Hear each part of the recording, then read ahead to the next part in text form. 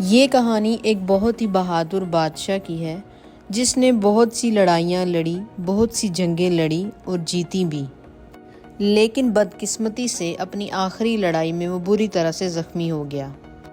بادشاہ کی جان تو بچ گئی، لیکن اس آخری لڑائی میں اس نے اپنی ایک آنکھ اور ایک ٹانگ گنوا دی۔ بادشاہ بہت ہی ذہین اور بہت ہی مہربان انسان تھا۔ بادشاہ کے دور حکومت میں اس کی ریاست میں ہر ایک شخص بہت ہی اچھی اور صحت مندانہ زندگی گزار رہا تھا، اور ایسا صرف اس بادشاہ کی وجہ سے تھا۔ ایک دن کی بات ہے کہ بادشاہ اپنے محل کے ہال میں چل رہا تھا کہ اس کی نظر اپنے آباء و اجداد کی ایک تصویر پر پڑی۔ اس کے آباء و اجداد کی تمام تصویریں بہت ہی خوبصورت تھیں۔ یہ تمام تصویریں بہادری اور خوبصورتی کا ایک عکس تھیں۔ اس نے سوچا کہ ایک دن ایسا ہوگا کہ میرے بچے اسی ہال میں چل رہے ہوں گے، اور وہ بھی بالکل میری طرح اپنے آباء و اجداد کو ان تصویروں کے ذریعے یاد کریں گے۔ لیکن اس کے ساتھ ہی بادشاہ کو خیال آتا ہے کہ ابھی تک اس نے اپنی کوئی بھی تصویر نہیں بنائی ہے۔ اپنی اس اپاہج حالت کی وجہ سے بادشاہ کو یقین نہیں آ رہا تھا کہ وہ اپنی پینٹنگ، اپنی پورٹریٹ کس طرح سے بنوائے۔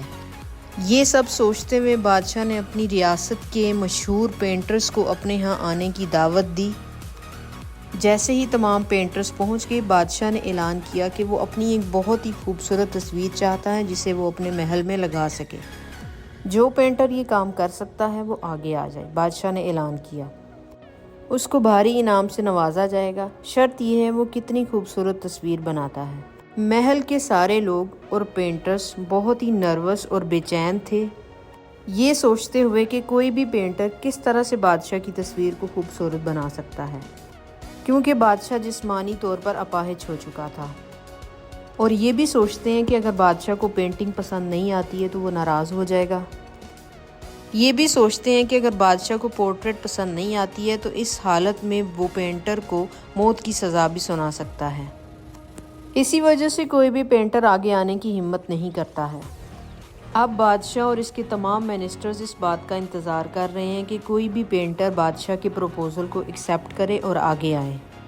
کچھ وقت کے لیے بادشاہ کی اس عدالت میں خاموشی رہتی ہے۔ آخر کار بادشاہ کی عدالت کی خاموشی ٹوٹتی ہے۔ ایک پینٹر کھڑا ہوتا ہے، آگے آتا ہے اور کہتا ہے، مائی لارڈ، میرے آقا، میں آپ کی پورٹریٹ بناؤں گا۔ ہر کوئی اس پینٹر کو تجسس سے دیکھتا ہے۔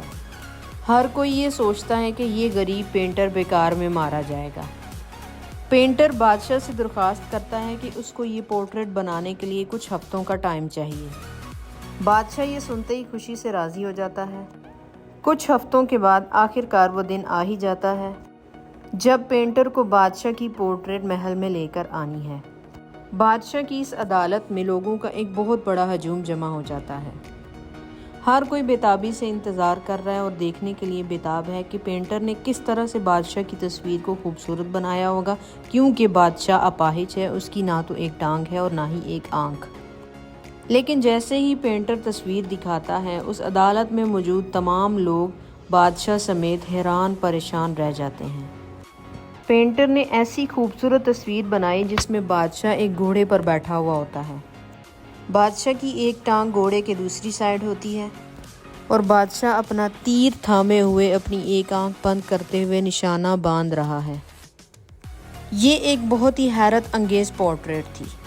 بادشاہ اس پورٹریٹ کو دیکھ کے بہت ہی خوش ہو جاتا ہے اور سوچتا ہے کہ پینٹر نے بہت ہی خوبصورت تصویر بنائی ہے، اور یہ بھی سوچتا ہے کہ اس تصویر میں پینٹر نے بادشاہ کی معذوری کو کس طرح سے چھپایا ہوا ہے۔ لوگوں کے ایک بہت بڑے ہجوم میں بادشاہ نے اس پینٹر کی حوصلہ افزائی کی، عزت افزائی کی، اور اسے بہت سارا انعام بھی دیا۔ اگر ہم اپنی زندگیوں پہ نظر ڈالیں تو ہمیں پتہ چلتا ہے کہ ہم اکثر لوگوں کی صرف کوتاہیاں دیکھتے ہیں، لیکن ہم یہ بھول جاتے ہیں کہ ہر شخص میں کچھ خامیاں ہوتی ہیں اور کچھ خوبیاں ہوتی ہیں۔ اگر ہم لوگوں میں صرف کوتاہیاں دیکھیں گے، خامیاں دیکھیں گے، تو اس سے ہمارا رویہ نیگیٹو ہوتا جائے گا اور ہماری نیگیٹیوٹی دن بدن بڑھتی جائے گی، اور حالات یہاں تک پہنچ جائیں گے، خواہ سچویشن کوئی بھی ہو، ہم صرف نیگیٹیوٹی تلاش کریں گے، ہم صرف نیگیٹو دیکھنا پسند کریں گے۔ اس لیے ہمیں ہمیشہ دوسروں کی گڈ کوالٹیز کو اور خوبیوں کو نوٹ کرنا چاہیے، اور ان کی خامیوں کو نظر انداز کرنا چاہیے۔ ہمیں صرف یہی سیکھنے کی ضرورت ہے کہ ہمیں دوسروں کی کمزوریوں پہ فوکس کرنے کی بجائے ہمیں دوسروں کی خوبیوں پہ فوکس کرنا ہے۔ اگر ہم نیگیٹو سچویشن میں بھی پازیٹیوٹی کو اپروچ کرتے ہیں، پازیٹیو تھنکنگ رکھتے ہیں، پازیٹیو سوچتے ہیں، تو ہماری سوچ پر امید اور پازیٹیو ہو جاتی ہے، اور اس طرح سے ہم اپنی تمام پرابلمز، اپنے تمام مسئلے مسائل کو زیادہ بہتر طریقے سے حل کرنے کے قابل ہو جائیں گے۔